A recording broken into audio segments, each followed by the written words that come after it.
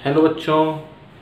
बेटा जैसा हम लोग जीओसी के क्वेश्चंस कर रहे थे, तो जीओसी के क्वेश्चंस में हमने जेई एडवांस और जेई एडवांस के जो आइसोमेरिज्म और आईयूपीएसी टॉपिक से जितने भी सवाल थे, जेई एडवांस का हमने 1984 से लेके 2019 तक जितने भी सवाल आईयूपीएसी और आइसोमेरिज्म में पूछे थे हमने करा दिए थे। उसी क्रम में अब एम्स का आईयूपीएसी और आइसोमेरिज्म से जितने भी सवाल हैं एम्स में पूछे गए हैं, आज हम उसका क्वेश्चन करेंगे।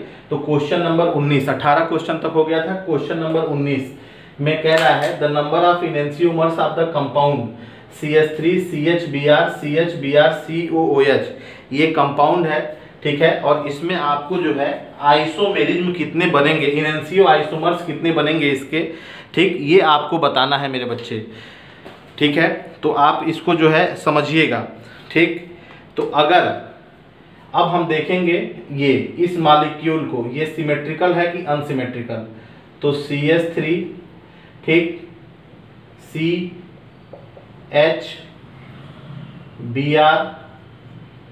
CHBr ये कायरल है और ये कार्बन कायरल है, ठीक है। ये कार्बन कायरल है, तो ये मॉलिक्यूल को बीच से काटा तो ये आपका आया unsymmetrical.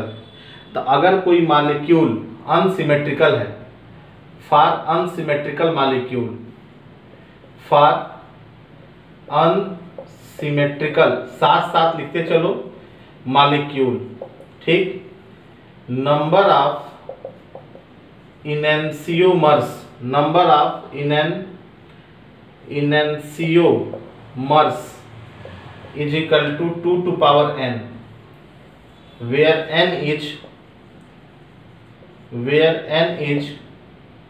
number of chiral carbon। तो ये अनसिमेट्रिकल मॉलिक्यूल है, तो इसके लिए कायरल कार्बन कितना हो जाएगा बताओ, 2 हुआ कायरल कार्बन। तो number of enantiomers, number of enantiomers 2 to power 2, तो आंसर हो जाएगा 4। अब जो है एक चीज और सीख लेना, ठीक, अगर अनसिमेट्रिकल मॉलिक्यूल हो, क्या हो, symmetrical molecule, for symmetrical molecule, अगर मॉलिक्यूल सिमेट्रिकल हो, फॉर सिमेट्रिकल मॉलिक्यूल, ये वाला फार्मूला हम लगाएंगे अनसिमेट्रिकल के लिए, तो यहाँ पे ये वाला फार्मूला सूट हो जाएगा, इसका आंसर 4 हो जाएगा। अगर सिमेट्रिकल मॉलिक्यूल हो और उसका इनेंशियोमर बताना हो, तो हम देखेंगे कि कायरल कार्बन आड है कि कायरल कार्बन इवन है, कायरल कार्बन आड है कि कायरल कार्बन इवन है। अगर कायरल कार्बन इवन है, ये n कायरल कार्बन इवन है, ये जो n है वो इवन हो, तो नंबर ऑफ इनेंशियोमर्स दिख रहा है, नंबर ऑफ इनेंशियोमर्स दिख रहा है कि नहीं सभी को, थोड़ा सा ट्विस्ट कर दे रहे हैं, number of enantiomers, number of enantiomers निकालने का फार्मूला हो जाएगा 2 to power n minus 1, 2 to power n minus 1, ठीक। अगर ये मॉलिक्यूल सिमेट्रिकल हो और उसमें कायरल कार्बन आड हो, तो फार्मूला होगा number of enantiomer is equal to number of enantiomers is equal to 2 to power n minus 1 minus 2 to power n minus 1/2, n minus 1/2। तो ये कब लगेगा, जब आड हो, सिमेट्रिकल मॉलिक्यूल हो, कायरल कार्बन आड हो, तो ये फार्मूला, सिमेट्रिकल मॉलिक्यूल हो, कायरल कार्बन इवन हो, तो number of enantiomer 2 to power n minus 1, ये फार्मूला। तो हमको जो है, और अनसिमेट्रिकल मॉलिक्यूल हो तो 2 to power n करके, तो ये अनसिमेट्रिकल मॉलिक्यूल था। तो इस तरह से हम जो है एम्स का जो है 1994 का क्वेश्चन कर लिए मेरे बच्चे, ये बहुत इंपॉर्टेंट है, इसको नोट डाउन कर लेना, ठीक। अगला क्वेश्चन देखते हैं। अगला क्वेश्चन बेटा एम्स 1996 का क्वेश्चन है। कह रहा है कि acetate ion contain, acetate ion में क्या होगा, कितना सी सिंगल बॉन्ड ओ होगा और कितना सी डबल बॉन्ड ओ होगा। ये ऑप्शन में देके पूछ रहा है। तो मेरे बच्चे एसीटेट आयन जब बनाते हैं, ठीक है, तो ये है हमारा एसीटेट आयन CH3COO-, ये है एसीटेट आयन, ये है एसीटेट आयन। तो इसको हम लोग बना लें। ये सब केमिकल बॉन्डिंग के सवाल हैं छोटे छोटे, ठीक है। तो कार्बन 4 बॉन्ड बनाता है, तो ये 4, ये तुम्हारा हो गया ये कार्बन, ठीक। और इस कार्बन से ये तुम्हारा बनेगा, इस कार्बन से ये डबल बॉन्ड O, ठीक, और सिंगल बॉन्ड ये, और 2 2 4 और ये नेगेटिव। इस तरह से ये हमारा एसीटेट आयन बनके तैयार है। ये एसीटेट आयन बनके बेटा तैयार है हम लोगों का एसीटेट आयन, ठीक। अब इसमें काउंट कर लो, ये है हमारा एसीटेट आयन, ठीक। ये है एसीटेट आयन। तो बताओ कितना सी सिंगल बॉन्ड O है, एक सी सिंगल बॉन्ड O है या एक सी डबल बॉन्ड O है। तो आंसर जाएगा 1 C single bond O bond and 1 C double bond O bond. तो ये पहला ऑप्शन जाएगा। तो एसीटेट आयन का ये हमारा जो है ये लुईस डॉट फार्मूला बनके तैयार है। एसीटेट आयन का लुईस डॉट फार्मूला, तो इसको भी नोट डाउन कर लो। तो बताओ एसीटेट आयन में पूछे कितना सी सिंगल बॉन्ड O है, तो एक आंसर होगा। कितना सी डबल बॉन्ड O है, तो आंसर हो जाएगा 1। तो 1 C single bond O bond and 1 C double bond O bond. Note कर लीजिए इसको भी, एम्स 1996 का क्वेश्चन है। चलो बेटा अगला सवाल है, which are the following will have geometrical isomers. तो ये हम तुमको बता ही दिए थे, but two ene geometrical isomers show करता है। जेई वाले एडवांस का क्वेश्चन था, ठीक है। तो ज्योमेट्रिकल आइसोमर्स का कंडीशन देखना, ब्यूट टू इन आंसर दिया हुआ है, ठीक है। तो ये भी समझा चुके हैं ज्योमेट्रिकल आइसोमेरिज्म का कंडीशन क्या है। 2 methyl propene but 1 ene propene, ये ज्योमेट्रिकल आइसोमर शो नहीं करेंगे, ब्यूट 2 इन करेगा या 2 ब्यूटीन करेगा। तो ये भी सवाल हो चुका था। तो इसको भी एम्स 1999 का क्वेश्चन है, इसको करने की जरूरत नहीं है, ठीक है। अगला सवाल है, the number of sigma electron in toluene. Toluene के पास कितना सिग्मा इलेक्ट्रॉन होगा। तो 1 सिग्मा बॉन्ड में 2 सिग्मा इलेक्ट्रॉन होता है। 1 sigma bond contain 2 sigma electron, 2 sigma electron. तो सिग्मा बॉन्ड गिन के उसका दूना कर दो।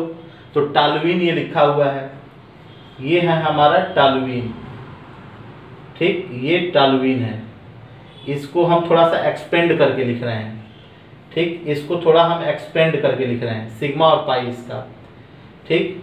ये सी, ये एच और एच, और ये एच, ठीक। और ये एच, ये एच, ये एच और ये एच। इस तरह से हमने जो है एक्सपेंड करके लिख दिया टॉलुइन को। टॉलुइन को एक्सपेंड करके हमने लिख दिया, ठीक है। Single bond always sigma bond, double bond में 1 सिग्मा 1 पाई, ट्रिपल बॉन्ड में 1 सिग्मा 2 पाई। पहले सिग्मा का फॉर्मेशन होता है, फिर पाई का। एक्सेप्ट C2 मॉलिक्यूल के दोनों बॉन्ड पाई होते हैं। ये सब हमने बता चुके थे, ठीक है। तो आओ देखते हैं, 1 sigma 2 sigma 3 sigma 4 sigma 5 sigma 6 sigma 7 sigma 8 sigma 9 sigma, और एक 10 sigma 11 sigma 12 sigma 13 sigma 14 sigma 15 sigma. तो यह हमारे पास टोटल 15 सिग्मा है, ठीक है। टोटल 15 सिग्मा है, 15 सिग्मा बॉन्ड है। तो 15 सिग्मा बॉन्ड का मतलब 15 गुणे 2 यानी कि 30 सिग्मा इलेक्ट्रॉन, ठीक है। 30 सिग्मा इलेक्ट्रॉन। तो बताओ इसका आंसर कितना जाएगा।